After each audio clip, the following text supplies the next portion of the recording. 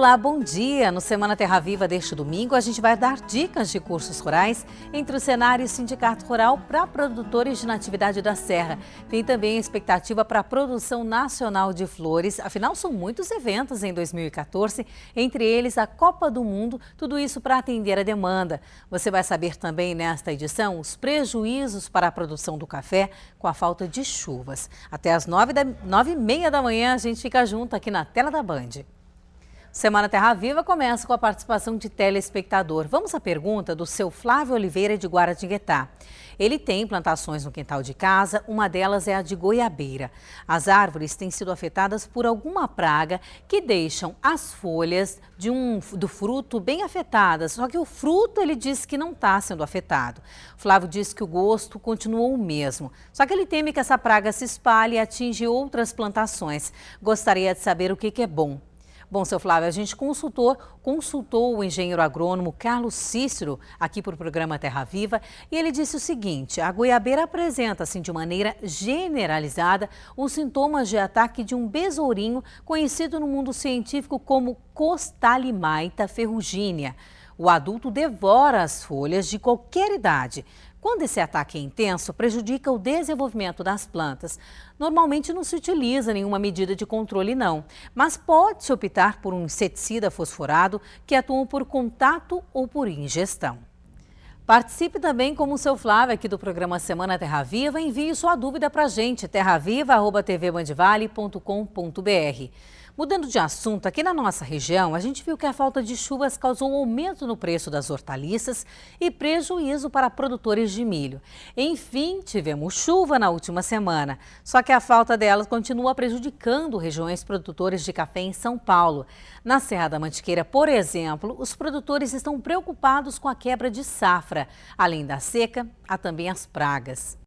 Produtor de café em Serra Negra, interior de São Paulo, Milton Dalari estava conseguindo reduzir bem a diferença de produtividade entre o ciclo de alta e baixa do grão. Com o sistema de poda anual de 10% a 15% dos 300 mil pés de café, ele estava obtendo uma média de 35 a 40 sacos por hectare ao ano. Mas, em 2014, a seca foi um fator inesperado. Sem dúvida, esse ano é um ano que está sendo muito atípico. Nós tínhamos uma média nos últimos 5 anos, no mês de janeiro, de 500 milímetros em média. Este ano nós tivemos o mês todo 111 milímetros, que significa 20% das chuvas agora no ano de 2014. Vai haver uma quebra de safra. No momento é imprevisível falar de quanto, mas vai haver uma quebra de safra. A seca oferece um ambiente propício para a proliferação da praga bicho mineiro e impede o desenvolvimento dos frutos. Os sintomas que a gente está observando hoje no café é o problema da escaldadura, que é essa murcha da planta e depois ela começa a secar pela desidratação severa que está ocorrendo nela. E nos frutos, o problema da granação, por causa com a falta de água, ela não tem a capacidade de puxar a água junto com os nutrientes, porque a água não está no solo, e granar o fruto. Então a gente vai ter um fruto miúdo, mal granado e muitas vezes xoxo, que ele está vazio dentro dele. Sem valor de mercado. Com baixo valor de mercado. A notícia de que a seca está atingindo os principais produtores de café, como o Brasil, a Colômbia e alguns países da América Central, fez com que as cotações do grão disparassem na Bolsa de Nova York. Mesmo assim, os preços pagos ao produtor ainda não estão cobrindo o custo de produção. Isso pode dar um efeito no mercado. Nós tivemos já informação da Conab e do presidente da Cochupé que nós teríamos uma queda de 6 a 8 milhões de sacas deste ano no Brasil. Se pensarmos que produzimos em torno de 50 milhões de sacas o ano passado, estaríamos falando em 42, 43 milhões de sacas, o que deve dar um efeito preço seguramente, porque o que aconteceu nos últimos 2 anos com o preço de café foi uma vergonha, não cobriu nenhum custo de produção em nenhuma região do Brasil e simplesmente está provocando uma evasão da cafeicultura. Vários produtores pequenos e médios estão saindo da atividade porque o custo de produção médio no Brasil varia de 280 a 326 na montanha E o preço de venda chegou a 220, 230, o que não cobre absolutamente nada, provocando uma erosão muito grande na renda do cafeicultor. A situação se repete em Valinhos, um dos principais municípios produtores de frutas de São Paulo. Os agricultores estão tendo grande perda de safra. Sem chuva, as frutas não se desenvolvem e ficam secas por dentro, e aí não tem valor comercial. Alci Previtali é produtor de figo de quinta geração em Valinhos, um dos polos produtores de fruta de São Paulo. Ele tem 30 mil figueiras plantadas. Em condições climáticas normais, um pé adulto daria 250 frutas por safra, mas com a estiagem, o rendimento cai para 75 frutas. Ele nunca viu uma seca tão severa nesta época do ano. Já tivemos uma perca de 25% no mês de novembro e dezembro, mas compensou o preço. Menos oferta e teve mais preço. Vai ter um problema agora nessa safra de 20 de janeiro, nesse meio de safra, até o final, 50% da safra. 70% desse meio de safra está comprometido. Normalmente, parte da produção de figos de Valinhos vai para a Europa, mas os produtores tiveram que cancelar a exportação porque os figos não alcançaram a qualidade mínima exigida. A condição está muito ruim aqui na cidade de Valinhos, né? Como a gente vê a planta de figo, ela está com uma falta de água extrema, e isso daí está prejudicando tanto o desenvolvimento dos frutos, como está prejudicando a folha, provocando um secamento e até a queda de algumas folhas. Aqui em Valinhos não chove há mais de 30 dias. O município, que estava em situação de alerta, entrou agora em racionamento e a prefeitura vai multar todos os que desperdiçarem água. 80% dos produtores na região são agricultores familiares que podem ter dificuldades em pagar o financiamento adquirido para os custos de cultivo. Este produtor de goiaba tem 500 pés da fruta. 180 estão em fase de colheita, com frutas sem valor comercial. O excesso de calor sem chuva faz a fruta amadurecer antes do tempo. O comércio exige que a fruta seja verde, por causa de logística para ser distribuído em outras regiões.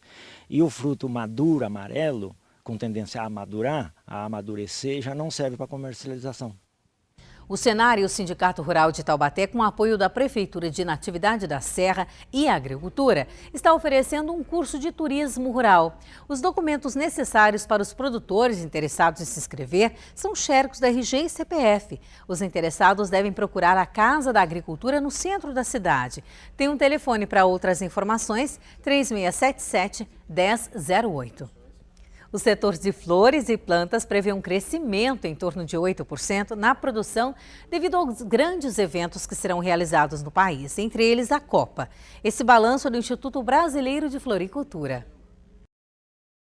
O mercado brasileiro de flores cresce em torno de 14% ao ano. Só em 2013, o setor movimentou 5 bilhões e 200 milhões de reais, alta de 13% na comparação com o ano anterior. Nos últimos 2 anos, o consumo per capita de flores no Brasil passou de R$ 23 para R$ 26 reais por pessoa. A qualidade das plantas e flores nacionais também melhorou. Hoje, elas duram mais. Para alcançar todo esse crescimento, o Brasil investiu principalmente em tecnologia. Essa propriedade é um exemplo. Possui sistema de irrigação em estufas climatizadas que também controlam a iluminação. Além disso, a propaganda involuntária teve papel importante. A grande diferença é do que se encontra hoje em dia o produto em quase em todo lugar. Em supermercados, em floriculturas, e, enfim. Nas novelas aparece de vez em quando o produto, estimula. E então, o mercado tem sido bastante positivo. Mas neste ano o crescimento deve ser menor. Grandes eventos como a Copa do Mundo e as eleições presidenciais devem prejudicar as vendas. Outra data importante para o setor, o Dia da Mulher, cai em um fim de semana logo depois do Carnaval. O faturamento provavelmente não vai ser menor, mas nós não vamos ter o crescimento que a gente teve nos anos anteriores. Então, em vez de crescer 14%, vamos crescer alguma coisa entre 6% e 8%. Este agricultor de Olambra, considerada a capital das flores no interior de São Paulo, já está produzindo lírios para vender no Dia das Mães. Apesar da produção adiantada, ele precisa driblar outro vilão: o calor. Então, a qualidade do produto que você vai oferecer ao mercado começa a sofrer um pouco.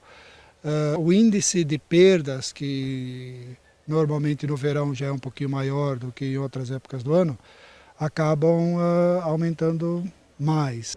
Só no Brasil, o mercado de produtos saudáveis apresenta grande número de negócios nos últimos anos. A expansão estimada gira em torno de 40% entre 2012 e 2014, com uma movimentação de mais de 20 bilhões de reais ao ano.